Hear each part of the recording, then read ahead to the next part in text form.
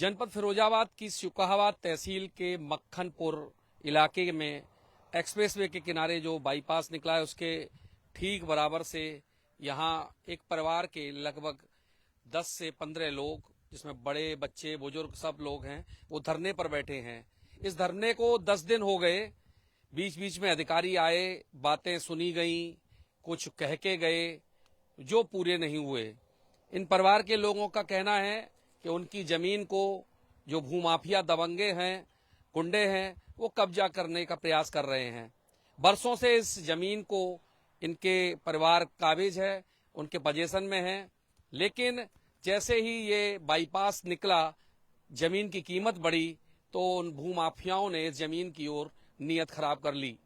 अब वो इनको इस जमीन पर ना तो उपज को बोने दे रहे हैं, ना इनको बैठने दे रहे। यहाँ तक कि इन्होंने इस धरना प्रदर्शन के दौरान जो छत को आसियाना बनाने का प्रयास किया था, यानी कि चादर टांगने का प्रयास किया था, उसको भी तोड़ दिया गया। पुलिस आती है, चली जाती है, अधिकारी आते हैं, चली जाते हैं, लेकिन निदान नहीं हो पा रहा। सबसे बड़ी समस्या है कि वास्तव में पीड़ित को न्याय आखिर कैसे मिले। बड़े बड़े शब्दों में लिखा होता है न्याय चला निर्धन की ओर, लेकिन ये निर्धन लोग आज भी न्याय की आस में भटक रहे हैं। सुनने सुनाने के लिए केवल इनकी व्यथाएं हैं, लेकिन कोई भी नेता, पक्ष का हो, विपक्ष का हो, जनता का हो, समाज सेवी हो, या फिर कह दिया जाए कि वो जनता का हितैषी हो, पीड़ितों का मसीहा हो, अभी तक नहीं पहुंचा। कई बड़े अधिकारियों तक इस बात को पहुंचाया गया, अखबारों में भी खबर चली, टीवी चैनलों ने भी खबर दिखाई, लेकिन सब जस का तस बना है, न्याय नहीं मिल रहा। सबूत पर्याप्त हैं, लेकिन उन सबूतों पर सुनने वाला और न्याय देने वाले नजर नहीं आ रहे। सरिता जादौन जी भी यहाँ बैठी हैं, समाज सेविक हैं, कवित्री हैं। कविता के माध्यम से आप लोगों को वीर रस की बात बताती थी, आज खुद परेशान आप दिख रही हैं।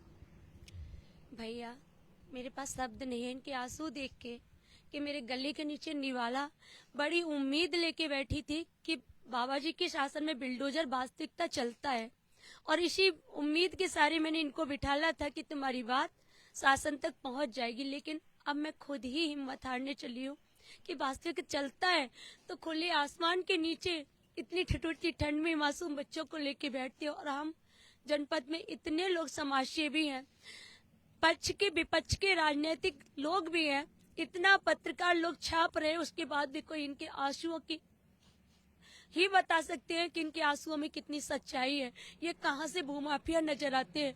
अगर ये भूमाफिया थे तो तुम इतना कमजोर थे, जब तेरी जमीन पे कब्जा किया तो तूने कोई पत्राचार कहीं तो किया होगा। वो पत्राचार कहाँ है? मैं रिकॉर्ड दिखाती हूँ। मैं भूमाफिया से नहीं लड़ रही, मैं तो फिरोजाबाद प्रशासन से लड़ रही हूँ। भूमाफिया को इतना संरक्षण है, किसका संरक्षण प्राप्त है कि माननीय योगी आदित्यनाथ की सरकार, हमारे डीएम साहब एक कमेटी निष्पक्ष गठित करा के पहले उसी का गाटा क्यों नहीं नपवा देते कि कितनी जमीन कम है। ये 60 साल से लोग, गाटा संख्या 39 पे काबिज है उनका परिवार। 2015 में नया बाईपास निकला है। विपक्ष का पीछे मेड है 50 साल पुरानी, एक उसने फर्जी सीमांकन कराया और उसमें लगभग लिखवा लिया कि ये मेड बरसात में बह गई। मेड बरसात में नहीं बह गई साहब, वो तो जिंदा है। एक में कितना फ्रॉड तरीके से हो रहा है कि इनको कहीं ना कहीं कोर्टों में भेज दो, और इन बेचारों पे इतना पैसा नहीं है कि कोर्ट की तारीख कर पाए। आज मैंने एक उद्योगपति से इनके लिए 50 किलो आटा मांगा है कि उनके मजदूरी नहीं करने पहुंच पा रहे, तो इनके घर में खाना नहीं बन रहा है। मेरे बहनों ही ने यहाँ एक बोरा आलू पहुंचाया है। मैं खुद इतनी व्यथित हूँ। अगर किसी में मानवता हो तो केवल एक बार आके अपना जमीर जिंदा रख के इनके आंसू देख ले कि वास्तविकता कौन भूमाफिया है। 70-80 बीघा पीछे उसका खेत है, उसके गेहूं खड़े हैं। अगर उसकी जमीन थी तो कभी उसने ये खाली क्यों छोड़ दी? एक कोर्ट में उसने रिट फाइल कर दी है, और इसमें अमीन रिपोर्ट भी लग जाती है कि इस जमीन पे नींव भरी पड़ी है और भारती सिंह काबिज है। भैया से निवेदन कर रहे, कैमरा उधर भी घुमा ले, कहीं एक ईंट नींव की लगी हो। कहाँ न्याय मिलेगा? न्यायपालिका में जाओ तो न्याय नहीं, कार्यपालिका में जाओ तो कोई सुनता नहीं। क्या हम आजाद भारत में रह रहे हैं? गाटा संख्या 138, 39 वो NHI जिसमें आखिर क्या कारण है, दो नक्शे बन गए। एक नक्शा वो है जिसमें इनकी जमीन खत्म कर दी जाती है और एक नक्शा वो दबाए बैठे हैं। अगर घाटा संख्या 39 की मेड़ देखी जाए, भैया से मैं कहूंगी जरा कैमरा इधर दिखाए कि वो एक ही मेड़ है, वो मेड़ दो कहाँ हो गई कि इनकी मेड़ खत्म करी। राजस्व के नक्शे से निष्पक्ष सीमांकन करने में क्या दिक्कत है? इनकी आवाज भले ही ये गलती सही, अगर इनका बच्चा मर गया है तो उन्हें दिखाने में दिक्कत क्या है? क्यों प्रशासन डर रहा है? कि हमको बोला गया था, ADM साहब ने कहा था सरिता जी सैटरडे को आप प्राइवेट में आदमी बुला लीजिए, हम सदर तहसील से और टूडीला तहसील से टीम गठित कर देंगे। आज तो मंडे हो गया, टीम गठित नहीं हुई, कोई शुद्ध लेने वाला नहीं है, अभी इस जमीन पे कोई स्टे नहीं है और प्रशासन चाह रहा है कि भू माफिया स्टे का कागज थमा दे और इनको इस जमीन से भगा दे और ये सिर्फ तारीख मिलेगी, तारीख के नाम पे इंसाफ का गला घोंट दिया जाएगा। ये कभी जमीन नहीं ले पाएंगे। क्या हम अपने मकान में अभी काबिज हैं? कौन सा रिट फाइल ये कहती है कि आप टीन नहीं डाल सकते? इनके कम्बल भीग जाते हैं। क्यों? हमने पुलिस से कहा, मैंने कहा सर उनको जरा डांट दीजिए, केवल हम ये लिख देंगे जब तक हम धरने पे बैठे, हम एफिडेविट पर भी लिखने को राजी हैं, तब तक टीन डालने दो। और मैं जिस दिन उठूंगी सरिता यादव, क्यों पुलिस प्रशासन इतनी कमजोर थी कि इनकी टीन नहीं डालने दी गई? इनके बच्चे, छोटे छोटे बच्चे डबल निमोनिया में भर के आते हैं। भैया मैं आपसे निवेदन कर रही हूँ, अगर वास्तविकता कहीं भी अधिकारियों का जमीर जिंदा है, माननीय मुख्यमंत्री जी तक कोई भी सच्चाई पहुंचा सकता है तो इनकी सच्चाई पहुंचा दी जाए। नहीं बहन जी, आप परेशान ना हो।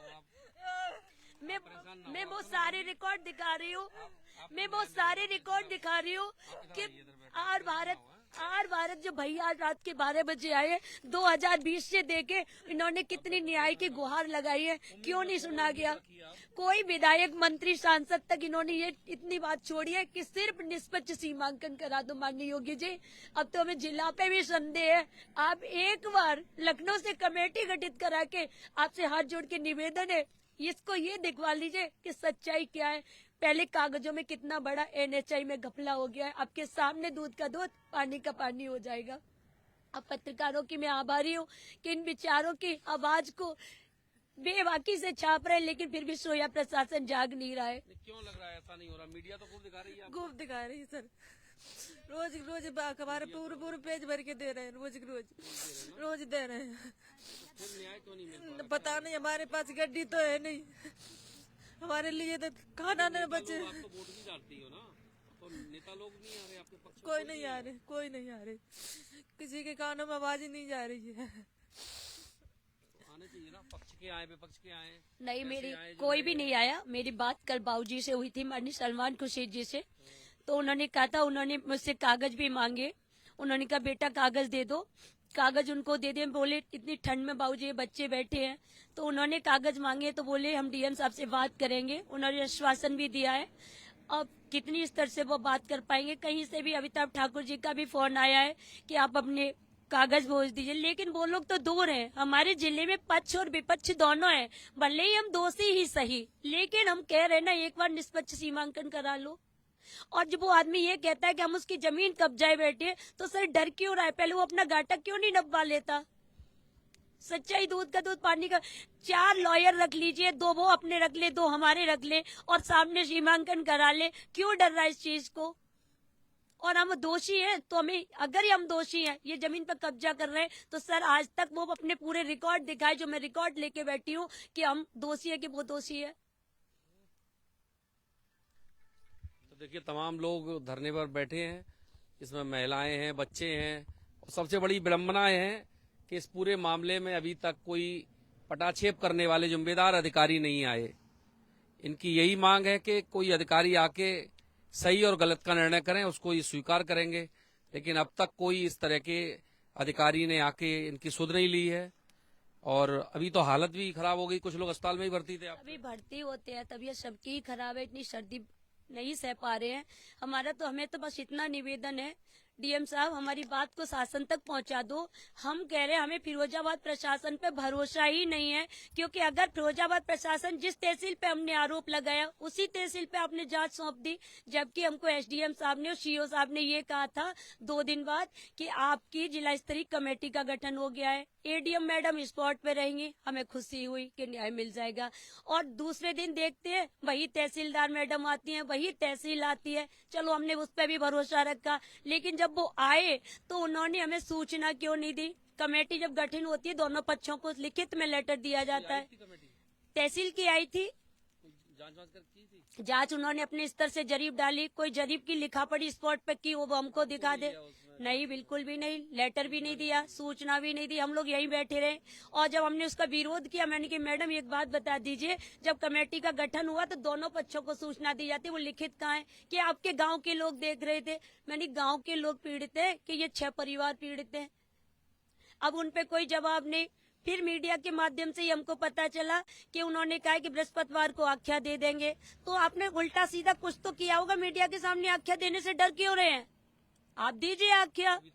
कोई आख्या नहीं आई। आपने सही किया है तो आप फिर क्यों भयभीत है? सही वाला तो दे देता है और ये भी कह देगा जाओ तुम जहां से भी कमेटी गठित करा लो। क्यों भयभीत है आख्या देने से? हमके पास एक वीडियो है NHI के अधिकारी का, जो हमने फोन किया, हमने कहा भैया ये बताओ जो नक्शा आया है वो सही है? तो उन्होंने कहा बहन जी इस नक्शे में ही घपला हुआ है। आप क्यों डर रहे हैं? कि उनको पता है अगर कहीं योगी जी बाबा की नजरों में चढ़ गया ये केस तो बहुत नपेंगे, इन्हीं को कैसे पीड़ित परेशान करके इनको हटा दो यहाँ से तो मामला दब जाए। आप ये मानती हैं कि ये चिले पे दबाया जा रहा है? अगर मुख्यमंत्री और शासन में पहुंचेगा तो इसमें आपको न्याय मिलेगा? पूर्ण रूप से न्याय मिलेगा। अगर योगी बाबा जी की नजरों में ये चढ़ गया भैया, इसीलिए हम हमारे भारत के आभारी है।